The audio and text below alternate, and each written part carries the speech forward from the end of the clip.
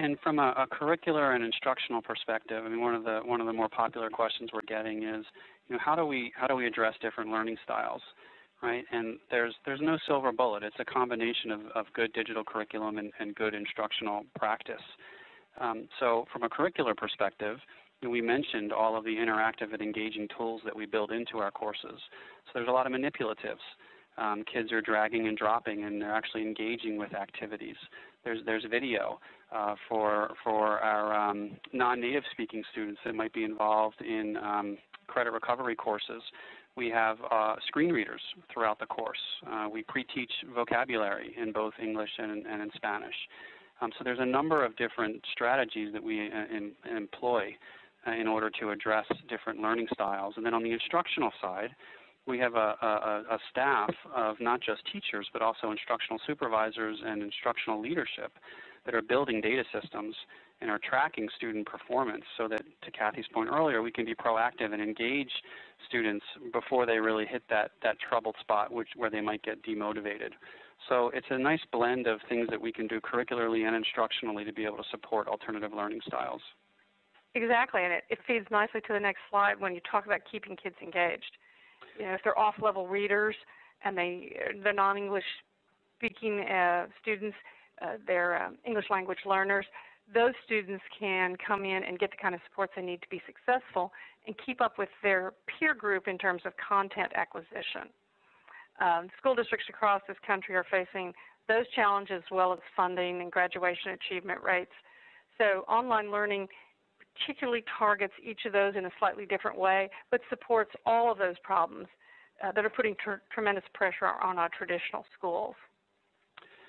Yeah, in visiting the school districts across the country, I mean, I think these three buckets really sort of concisely summarize the areas of their need and pain points. And virtual learning is proving to be a very academically viable solution to support each of these buckets, as well as keep that seamless transition as students move in and out. Oh, yeah, we got a very interesting question, and that is, what is the most effective way to bring teachers on board as you switch to this 21st century learning tool? And part of it is showing them how it can help them become the coach, showing them the tool, letting them experience in it, letting them go through the experience with a student or students. But again, returning them to the coach and relieving them of the responsibility of so much curriculum planning and having to control this huge class as you try to move it along.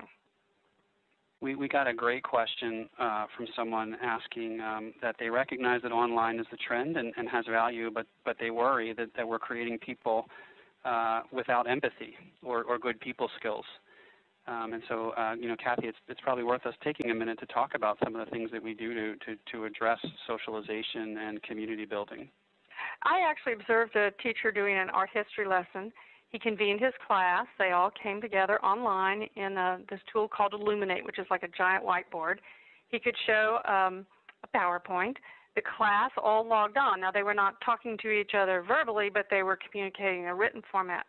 I saw more rapport, more care about the other people in the class, more dialogue in that box than I saw in any traditional classroom, except maybe some of our most gifted small seminars. These students clearly knew each other. They were concerned about someone who wasn't there. They expressed that, tossed around what might be going on in that student's life that they could help with. I didn't see any shortage of empathy. And by creating the opportunities for kids to collaborate, have discussions together, it continues to create that full, rich experience. The slide here shows you, from a trend perspective, the types of messaging that we both hear from the marketplace and that we then share back with folks that we meet and tell them what others are seeing and experiencing. If I were to talk about some of the top questions that we get when we're out in the marketplace meeting with superintendents and administrators, there are things like quality of curriculum. Who develops the courses, and how do you determine how rigorous they are? And so we will tell them about the hundreds of people that we have, subject matter experts, project managers, curriculum developers, instructional designers, QA people, arts and animators that we have on our staff that are involved in developing the curriculum against state standards for sure, and now we're keeping our eye on Common Core standards, and we will evolve our courses and curriculum as Common Core becomes more popular. But it's important, it's a very important hurdle to clear that folks know that this is a quality solution, both curricularly and instructionally, and then of course there's a service side component. But the main concerns are academically. It's quality, it's socialization, it's how do I track it, how do I take the data that you give me and make sure it integrates with the data I need for reporting purposes. These are all types of questions that we get, and it's all part of the service package that a good virtual learning solution should be able to provide to you. And all of it, Greg, is based on research. Our curriculum design, the curriculum offering, this is not left to a single teacher somewhere, and maybe even a new teacher in a traditional classroom trying to figure out. It really is master teachers who are using the current literature and the current research to design really effective lessons for students.